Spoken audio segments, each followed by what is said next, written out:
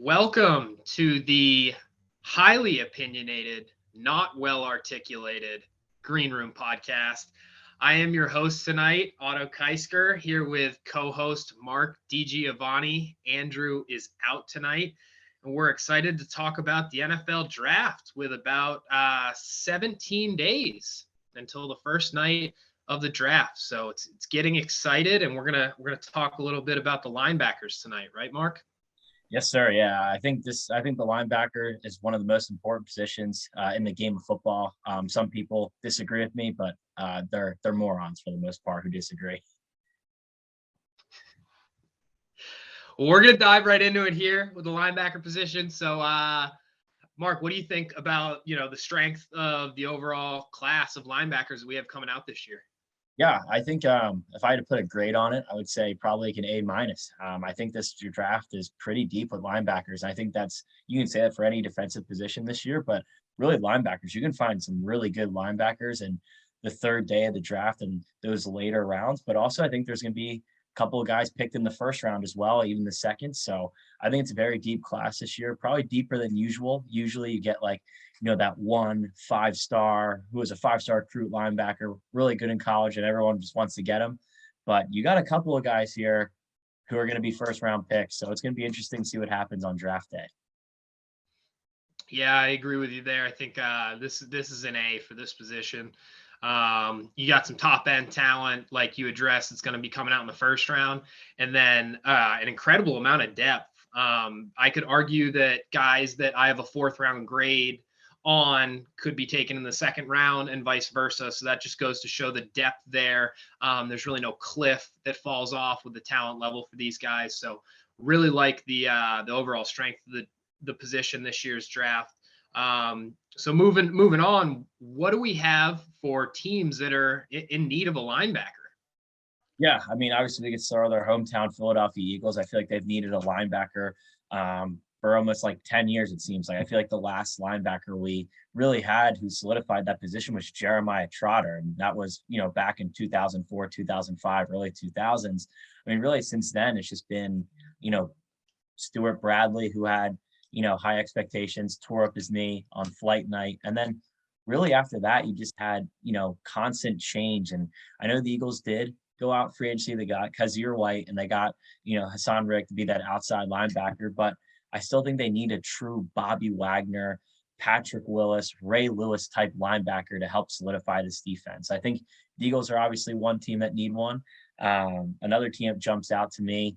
I was going to say the Rams, but they just got Bobby Wagner. I still think they could take a young linebacker. I think with how deep the class is and where the Rams are picking, they could take a young linebacker later in the draft, and then he's going to be groomed by Bobby Wagner. So I think that's another team too who doesn't desperately need one, but they could get one cheap deal later. I mean, I don't think their first pick is till 104, so that could be a good spot for them. Take a young linebacker, save some cap space. So those are two teams that come to mind. Yeah, I agree with you on the Rams there, and the Eagles as well. Bobby Wagner filled that hole, but to your point, there's something to be said for learning under a veteran like Bobby Wagner. One team that stuck out to me when I thought about it was the Las Vegas Raiders. They tried to fill that hole last year with Will Compton. Denzel Perryman was out there racking up tackles, but he's really one of those guys that just he racks up the tackle numbers, but he doesn't make the biggest impact on the game. So they really haven't had a big name linebacker in a while. And then another team that I think about is the Detroit Lions. I think Dan Campbell, talking about biting people's kneecaps off. He'd love to get one mean middle linebacker in there in Detroit and start to build that defense for him. So those are two of the teams that I'm looking at in the linebacker market heading into the draft this year. Yeah, absolutely agree with you. I really like your Detroit take too, because I think really if you're going to build a defense, well, really any team you want to build from the trenches and outwards. So you want to build your offensive line, build your defensive line, and then really you look at the defensive side of the ball. You want to get you want to get your quarterback on the offensive side. Defensively, it's a linebacker. So you got to build around that linebacker. And if Dan Campbell can get one of these top guys, right, now you start the piece, safeties, corners, because that guy's going to be the quarterback of your defense. Yeah, I agree with you there. It's one of those positions, the other one that I think about on the defensive side is safety, but safety nowhere near to the extent of the linebacker. Um, these guys wear the green dot. They have to not only be the leader, but they have to know the playbook inside and out. They have to be able to understand what else is going on the offensive side of the ball. And they really just need to be, your smartest player on the defensive side. So it's something that we don't always take into consideration when we're doing these rankings, but I certainly did here. As we jump into our rankings, you'll see it when I talk about these guys. So with that being said, we'll transition into that, go into our top 5 linebackers in this year's class. And this top 5 will be a mix of both inside and outside linebackers. And Mark, you go ahead and kick it off with your number 5 linebacker. Yeah, number 5, I got Channing Tindall from UGA. I think Otto and I are gonna may have a couple guys from the SEC on this list, but we'll start there at Channing Tindall. And everyone's gonna talk about some guy where we'll bring up his name a little bit later in our list, but he played right next to that guy, was a huge part of their defensive scheme, and a lot of people are going to talk about their front line, but Channing Tindall was really their guy who played the inside linebacker position and the outside backer position, where he can rush off the edge, but he's also very well. He also does very well in pass coverage as well. One thing that sticks out to me is his high motor. I mean, he runs sideline to sideline and finishes every single play. He deciphers plays really well, so he's not fooled by misdirection, whether he's on the line or playing back in coverage. But the one thing I do think he needs to get better at is probably his pass coverage. That was probably his biggest weakness, was what those one-on-one matchups. But I think that just comes with more reps and timing. But yeah, ideally, I think he'll play outside linebacker at the next level. But I really do like Channing Tindall a lot. I totally agree with you on Tindall. I'm not even going to try to hide it. He's absolutely in my top 5. So I'm not going to talk too much about him here because I'll jump into him in a little bit. My number 5 linebacker is Damon Clark from LSU, sticking with the SEC. 136 total tackles, 5.5 sacks, a pick, and 3 passes defended last year. I really like this guy. One of the things that I like about him is the versatility. This guy lined up on the edge and set the edge really, really well in the run game. He lined up as a middle linebacker, and he lined up as an outside linebacker off the ball. So the versatility transitioning to the NFL, you got to love that. A defensive coordinator is going to love being able to put him in multiple schemes. Another positive, he's great against the run game. He gets downhill really, really quick, is pretty slippery getting off blocks. And once he's in the backfield, he's a really sure tackler. So you love that. And then really my biggest positive on Damon Clark is the zone coverage. He has great eyes. He really feels where the quarterback's trying to look him off to, and he feels what those route combinations are that are about to step into his zone. He doesn't get turned around too often, and you can see it with the passes defense and things like that. A lot of times he doesn't there is no pass defense when you turn on the tape because they don't throw his way because he's right in the quarterback's throwing lane. So love this guy in zone coverage, and having a good linebacker in the pass game is really important. My biggest negative, though, on Damon Clark, I already noted one of my positives was how good he was against the run game, getting downhill. One of the negatives that comes off of that naturally is he does bite too much on play action fakes. And then he doesn't have incredible speed to get back out and cover that running back or tight end that's leaking out of the backfield once he bites. So he gets beat on those man coverage, play action, fake plays every now and again. But that's something where you start to learn to read that off the tape at the NFL level, and start to learn pre-snap what the little giveaways are, and hopefully he can clean that up. But that's Damon Clark, my number 5 linebacker. So, Mark, number 4. Number 4, Otto, you probably heard me say this guy's name 100 times. Christian Harris from the University of Alabama, sticking with the SEC. This guy was a very versatile player for Alabama. At his whole career at Alabama, he played every linebacker position. He was their blitzing linebacker. He was the Sam linebacker, the Will linebacker, the Mike linebacker. So very versatile player. Can play any position really. I think that's gives him that bump for me over Tindall is just that versatility. Really excels in pass coverage as well. As you noticed, probably in the national championship game, you saw him in the backfield a lot, but really he excels in those one-on-one matchups just because of his background. I mean, he was a quarterback and a tight end at high school, so he has that athletic ability. So he knows what to do when he's in one-on-one situations.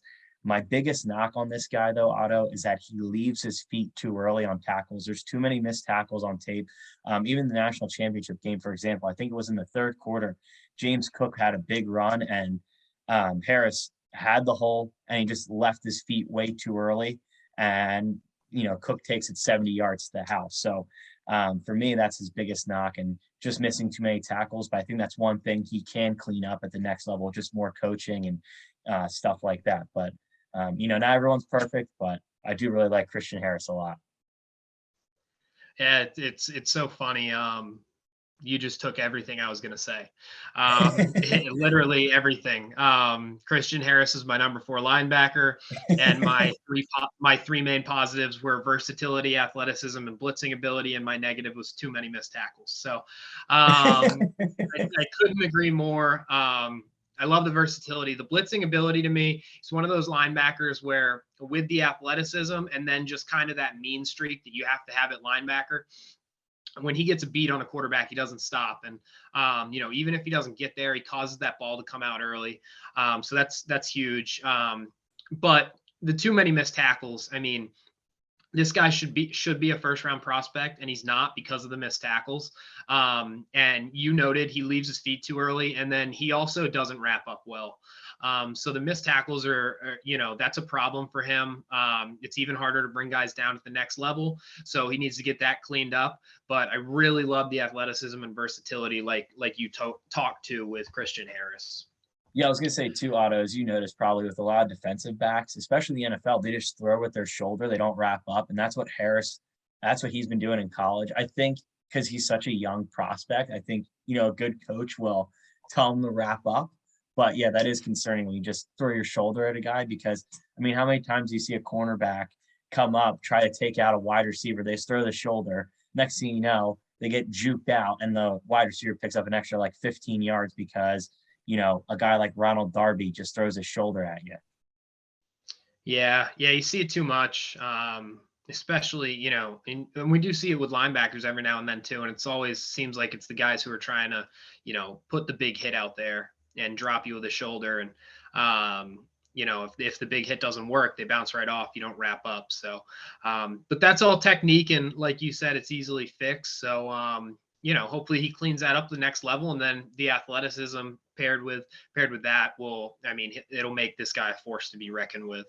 So, who is your number 3? Number 3, this one's going to be maybe a little controversial, but this guy's been coming up draft boards for a while. It's small school Wyoming Cowboys, Chad Muma. Now, not a lot of people are going to know who this guy is.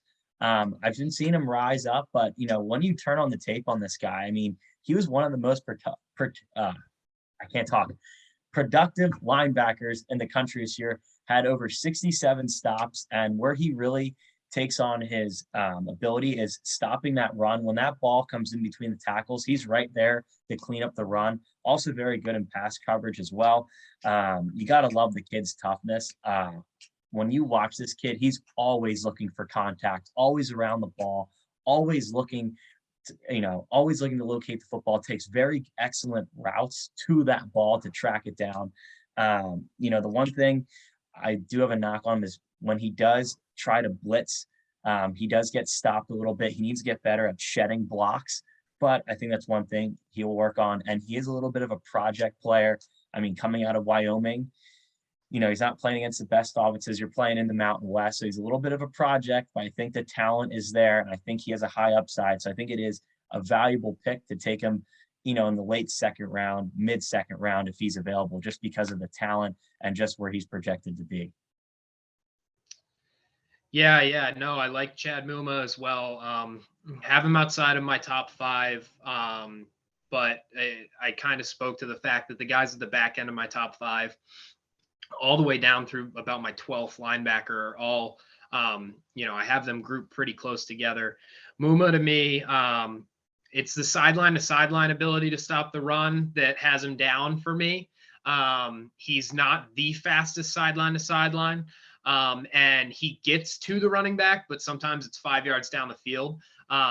Between the tackles, like you noted, he sticks his head in there and he's fantastic. And he's a good tackler. But it's the sideline to sideline. I talked about it with Denzel Perryman. You can wrap up tackles all you want on a stat sheet, but are you impacting the game? So I really like Muma, but that was my negative on him that dropped him down just outside of my top 5.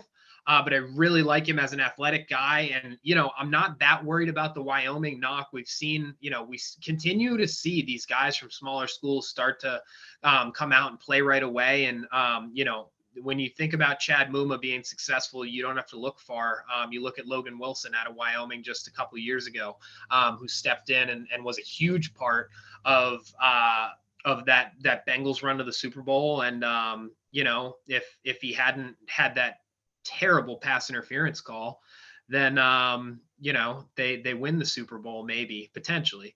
But anyways, jumping over to my number 3 linebacker, it's Channing Tindall. Mark, you already noted him, and I've already talked about him as a draft crush here. Channing Tindall is just, he is the linebacker that you want. When you see a picture of him and he's got, he's big shoulders, tall guy, and he's got like the neck thing that all the old linebackers used to have. He looks like a linebacker, and then boy, does he play like it.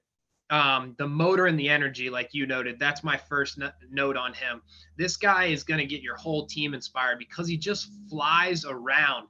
And not only does he fly around to the football and then make a big hit, but then he jumps up in the air and he gets excited, right? And that energy is contagious, okay? And the athleticism is, the second thing I love about this guy. I mean, 4.47 40, but he looks even faster on tape. He is a sideline to sideline linebacker, and he diagnoses really, really well. And as soon as he diagnoses, he goes. And that's what you want out of your linebacker. You don't want any second guessing. You need a guy in the middle that's a little bit nuts to go out there and just want to hit and hit and hit. And, he is that linebacker.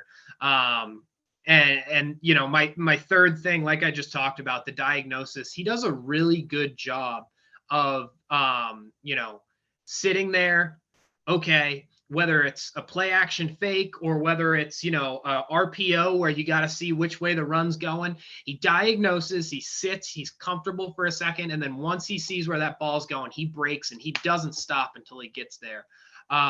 So I just love, I love watching the film of this guy. He is the linebacker that you want on your team. So of course, why is he at number 3 and not number 1?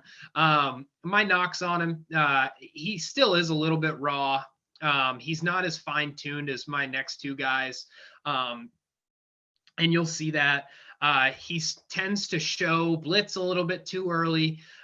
He tends to show when he's going to come downhill before the play a little bit too early. And these are all little things, but they're important when you play the linebacker position. And so in general, needs to be coached up a little bit more. He was a rotational player at Georgia. He didn't play every single snap. So he still has a lot to learn, and he's got plenty of time to learn as a young guy coming into the league. But the talent is just off the charts. And, he put up really similar numbers. If you look at his numbers to Nicolby Dean, who, you're going to hear about shortly here. And he played, not every snap while Nicolby Dean was out there full time. So pretty impressive to match those numbers with Nicolby Dean there. So moving on, Mark, number 2 linebacker. Yeah, number 2, we're staying kind of in that Mountain West area, but we got Devin Lloyd from the Utah Utes. Utah had an unbelievable season last year in the Pac-12, the Pac-12 champions, and Devin Lloyd was a huge part of that on their defense. One thing that sticks out to me is how well Utah played against Oregon this year. And, as we know, Oregon every year in and year out, their system is that Chip Kelly spread offense system. And, where they line up, 4 or 5 receivers, sometimes a running back, sometimes a really athletic tight end, and it's just really hard to cover all that speed. Well, if you watch their game tape against them, Devin Lloyd was literally shutting down everybody who came into his zone. Great player in the pass coverage. And he was one of the big reasons why Oregon was unable to beat Utah. And then I think so that's one thing I love about him, is just being able to sit in his zone or being in a one-on-one situation and being able to shut everything down in the pass game. Very good in the run too. Excellent run stopper. When that ball comes between the tackles, he's taking you down. He is coming downhill and he's hitting you like a bull. When he hits you, you don't get up. That's the type of player this guy is. Sometimes he can get a little stiff when it comes to dissecting plays, whether it be that RPO. As we know, like that's a Pac-12, Oregon, USC. They run that RPO. So sometimes a little bit slow on picking that up. But in the NFL, not too many teams, more teams are picking it up, but it's not as frequent as you'd see it in college. So I don't see it as the biggest knock on him. But for me, I think he can adjust and learn at the next level. And I think he's going to be a really, really good player. And I think he's going to be either in the middle of the first round or back end of the first round. Yeah, I agree with everything you said there, as well as where he lands. Be interesting to see where he goes. We continue to see in mock drafts he's the first guy taken at the linebacker position, typically in the middle of the first round. So he could be the first domino to fall at this position. However, I have him at number 2 as well, just like you, Mark. And when I started to note things, you start off with his beginning of the season tape and you're like, okay, he's playing outside linebacker and even up on the line almost as an edge rusher. And then middle of the year, they kick him back and put him right in the middle of the defense. And everywhere he played, it was great. So the versatility is the first thing, right? That's huge. Then he is the best linebacker in pass coverage in this year's draft. It's not even close. You already noted it, Mark. He tore up Oregon. He set the tone against them with a pick 6 at the beginning of the game. He's got great eyes in zone. He's 6'3" with great length. So when he puts his arms up, it makes that window even smaller on the quarterback. So we love that as far as coverage goes. And then the other thing is like you noted, he's not bad against a run either. When I'm watching him, I'm looking at him, and the first couple tapes I'm watching, and he was playing more against the pass than the run. And then you turn on the Stanford tape, and as we all know, Stanford doesn't pass a lot. So Devin Lloyd finally just got to tee off and go forward. And what I noted is that, he was really slippery getting off blocks and finding his way into the backfield, being able to make a lot of plays in the backfield there. So, all around really good linebacker. His stats speak to it. 6 passes defended, 4 INTs, 8 sacks, 111 tackles. So you love that. My one knock on him, he's not the most athletic guy in terms of his speed. He ran a 4.66 40, and honestly, if you turn on the tape, that doesn't shock you. You might even thought it might have been a little higher.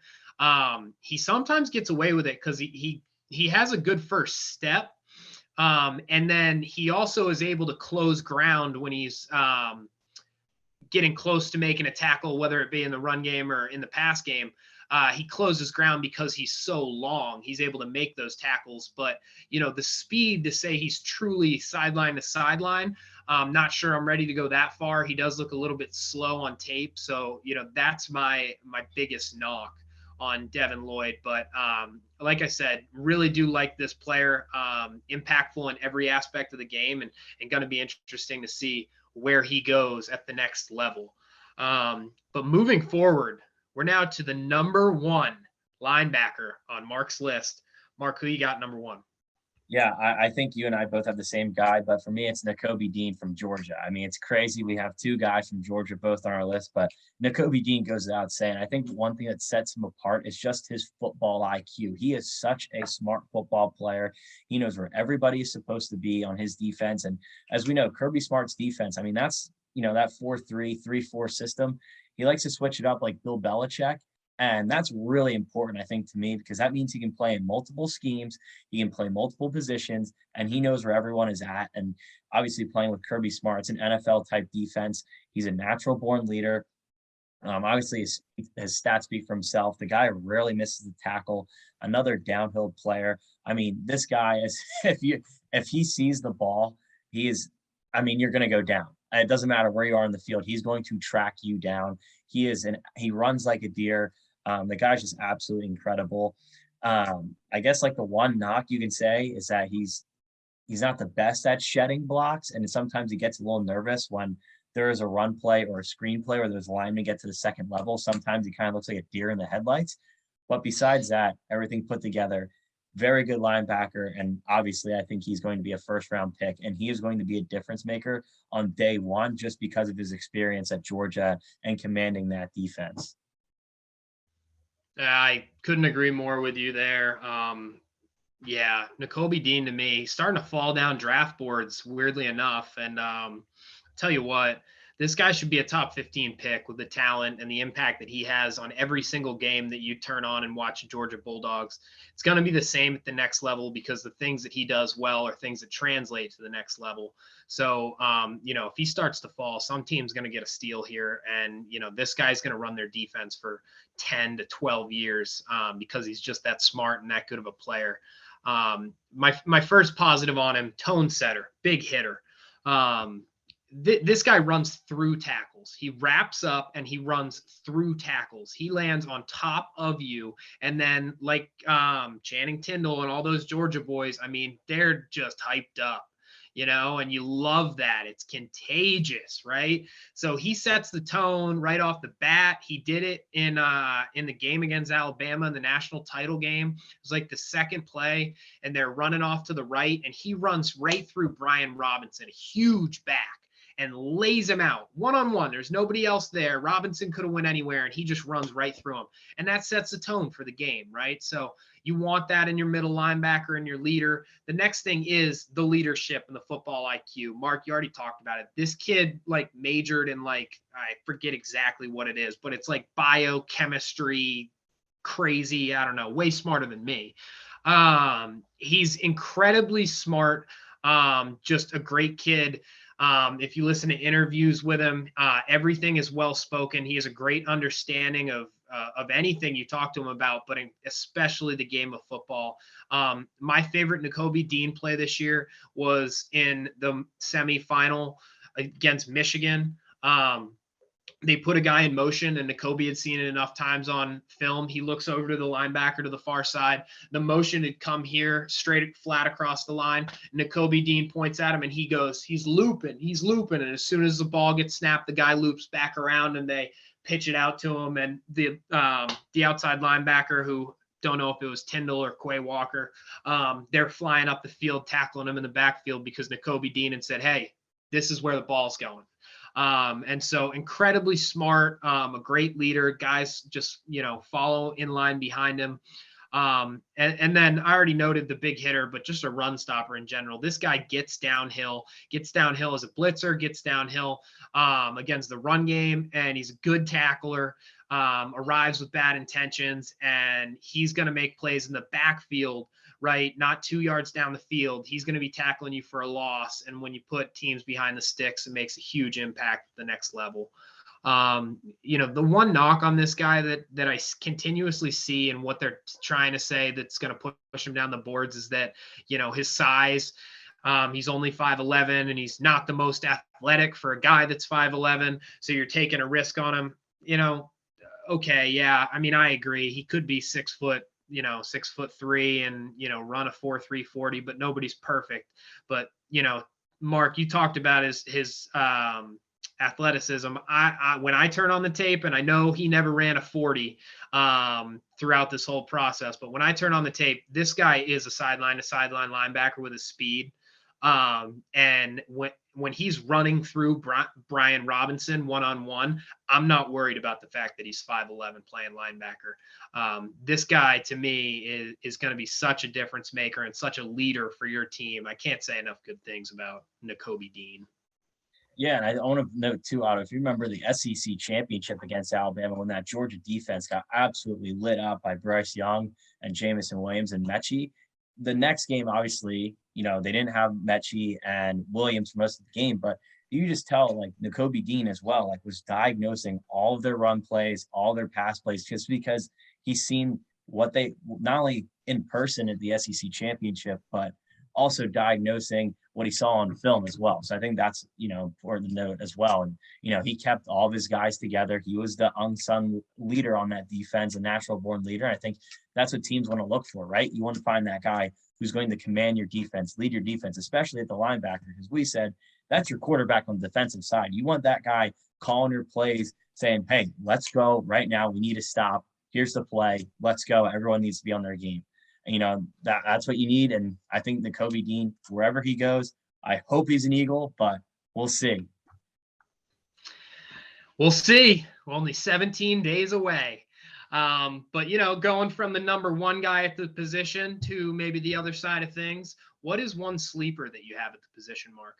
Yeah, one sleeper. I already talked about him before in previous episodes, but for me, it's Troy Anderson out of Montana State Bobcats. So you might be thinking, who the hell is out in Montana with John Dutton from Yellowstone? But I'm taking Troy Anderson. Not many people know about this guy, but this dude's just a freak athlete. I mean, he was a track star in high school. He played quarterback. He actually competed for Montana's starting quarterback position in training camp his entire career.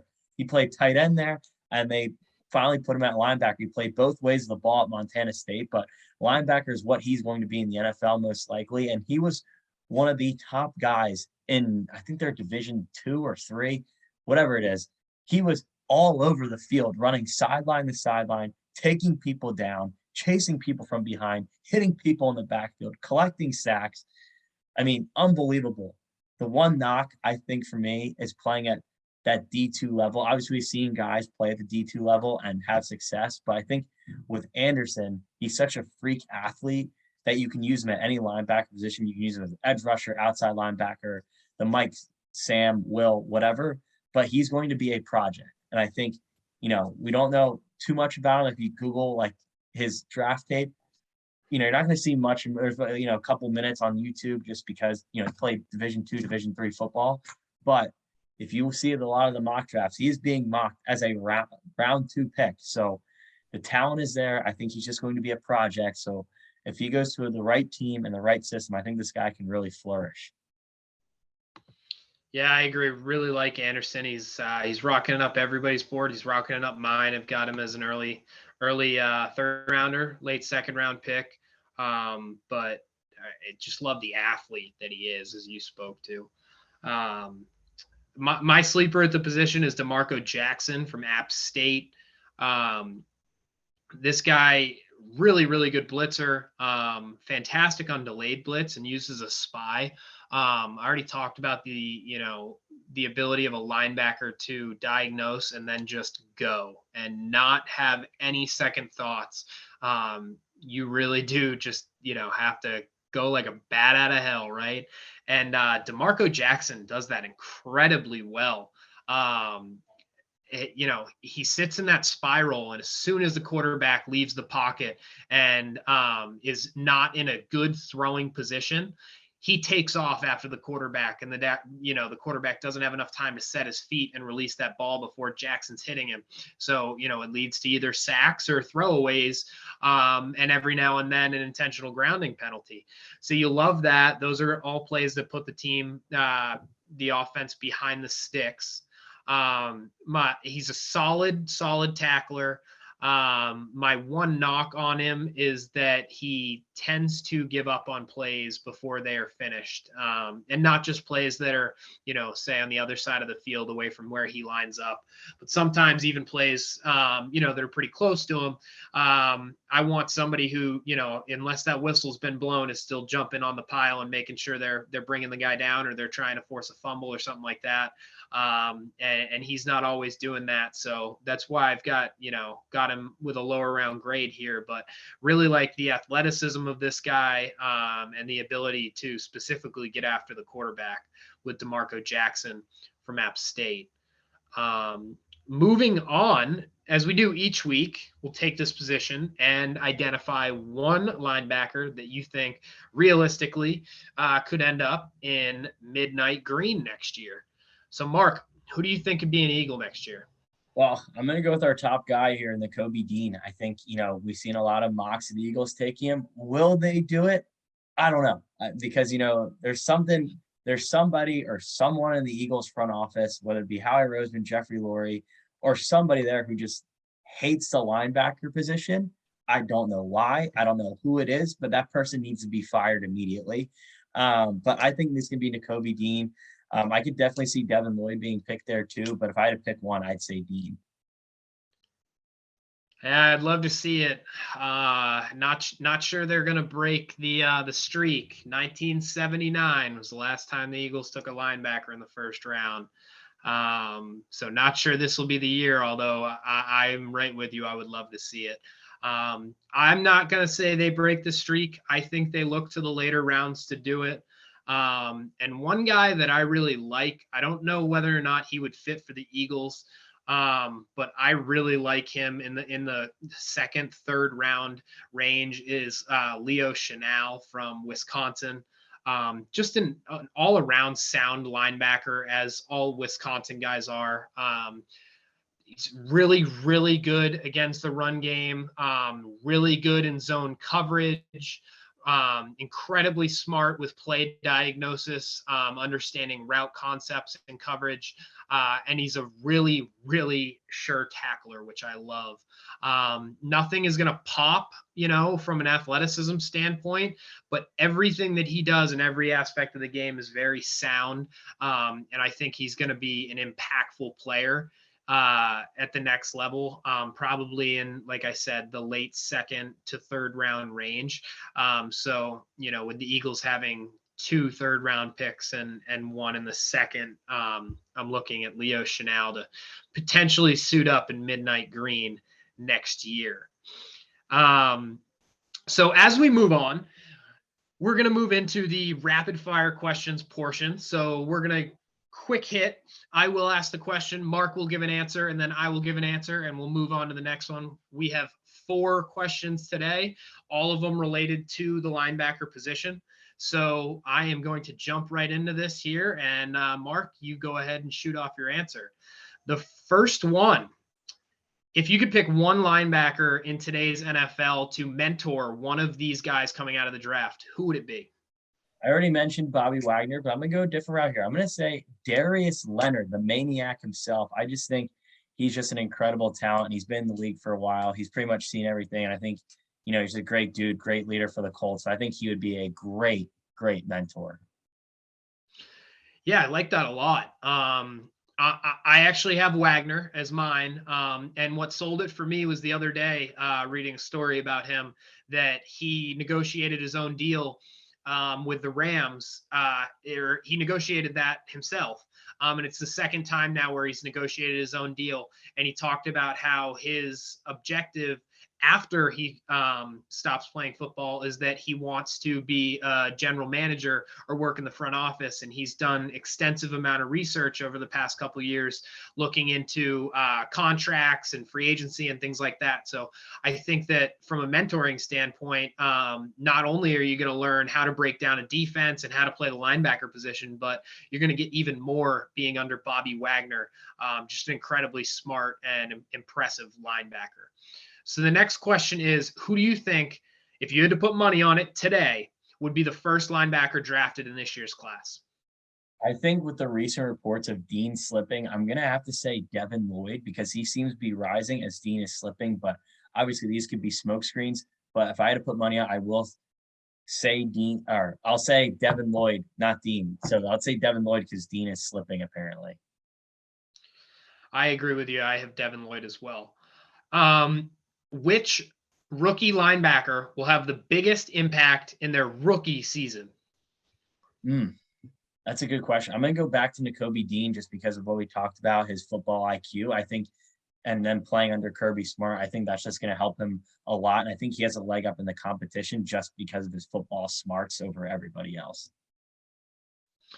I'm going to go Devin Lloyd here, and really simply because I think I think he's going to be the first one drafted. And I think that if you're the first team that goes and specifically picks the linebacker position to draft that, you probably have a pretty severe hole there. And that means that this guy has all the ability to go rack up tackles and statistics that, make you the most successful guy as a rookie.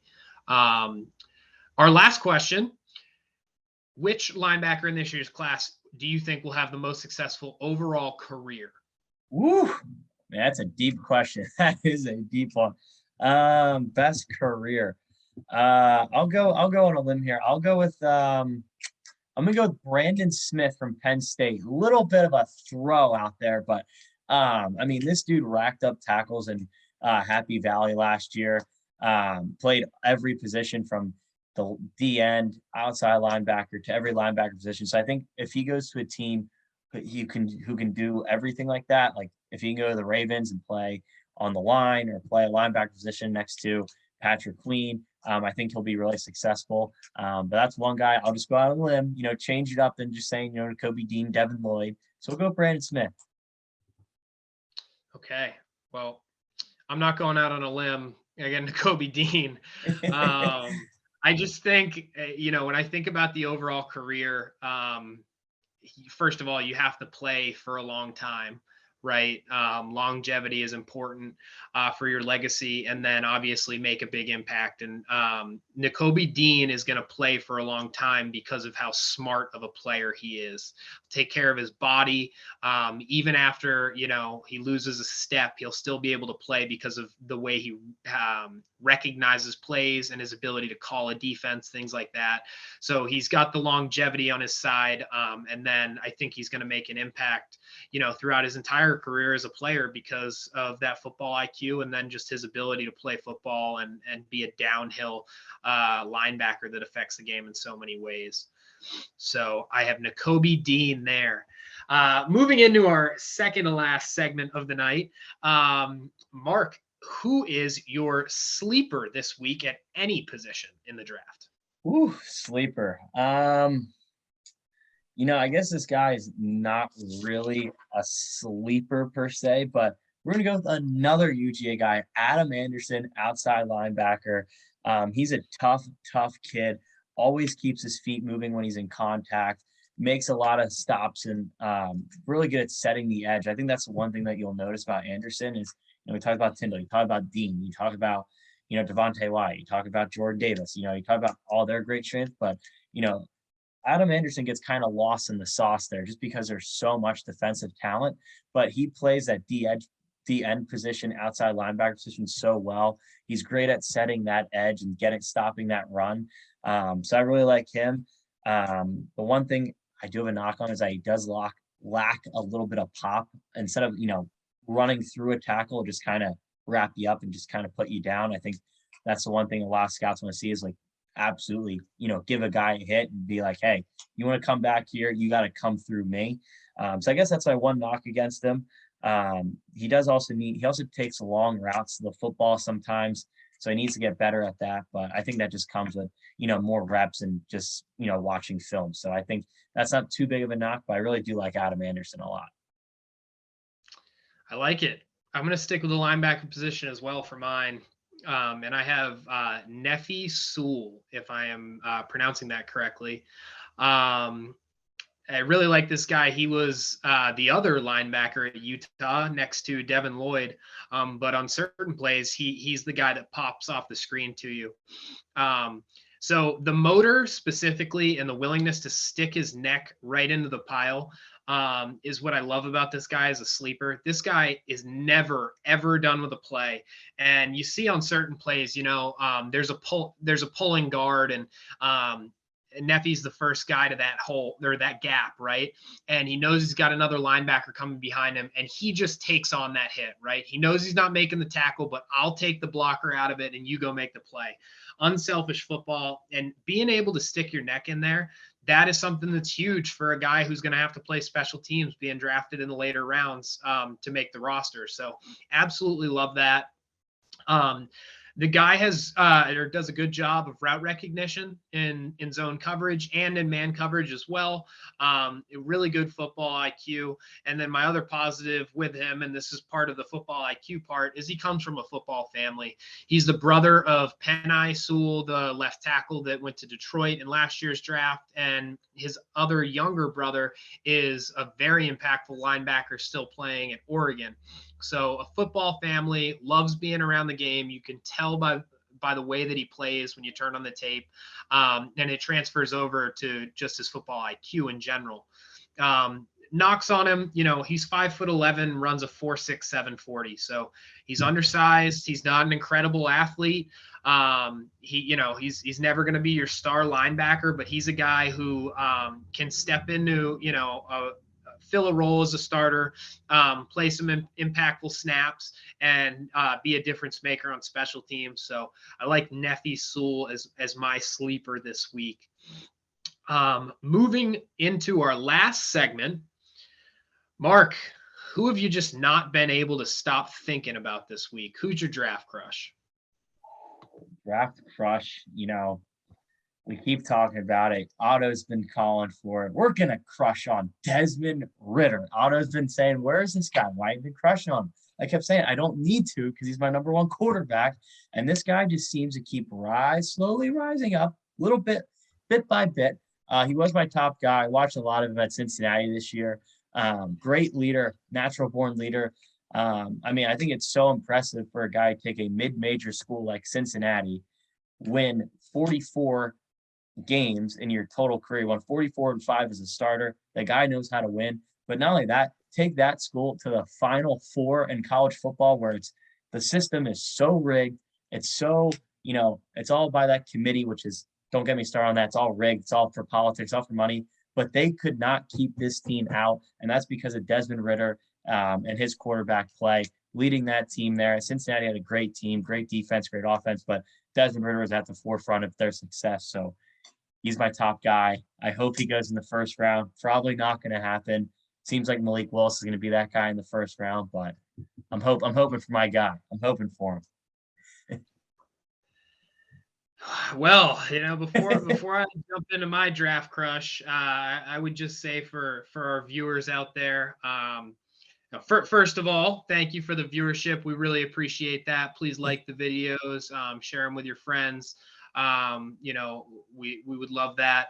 But for all our viewers out there, find yourself someone who talks about you the same way Mark talks about Desmond Ritter. I mean, it's just great. Gets me all warm and fuzzy inside. My draft crush this week is Tyler Linderbaum, the center from Iowa. Much like Nicolby Dean, this guy is just an incredibly impactful player that plays at a position where they don't get the most recognition, and they're not the flashiest players, but this guy is going to he's going to transform your entire offensive line playing the center position for whichever team that picks him. Incredibly smart player. He's going to have everybody in check on every single play, take a lot of pressure off your quarterback. He's really great picking up stunts, which I love. He's a mean finisher. He finishes you to the ground, and he never takes a play where he doesn't hit someone, even if somebody doesn't line up and run or rush right over his face. And then he's a road grader in the run game. So, I again just love this guy, much like Nicolby Dean, a tone setter, a smart player, going to have everyone in check, just playing the other side of the ball. And he's a guy that, if he really does start to fall, somebody's going to get a total steal with Tyler Linderbaum. This guy, is the best lineman in the entire class. He just plays the center position, not the tackle position, which is why he may fall to the back end of the first round when things are said and done on April 28th, which is only 17 days away. So with that being said, just want to thank everybody for tuning in to this episode of the Green Room Podcast. We'll be back next week to break down the defensive end position, which will be our last position breakdown. And then we will have an Eagles episode the week of the draft. Go Birds. And finally, the night before the draft, we will be doing an episode with our final mock draft before things go down on April 28th. So thank you everyone for tuning in. Have a good night and go Birds.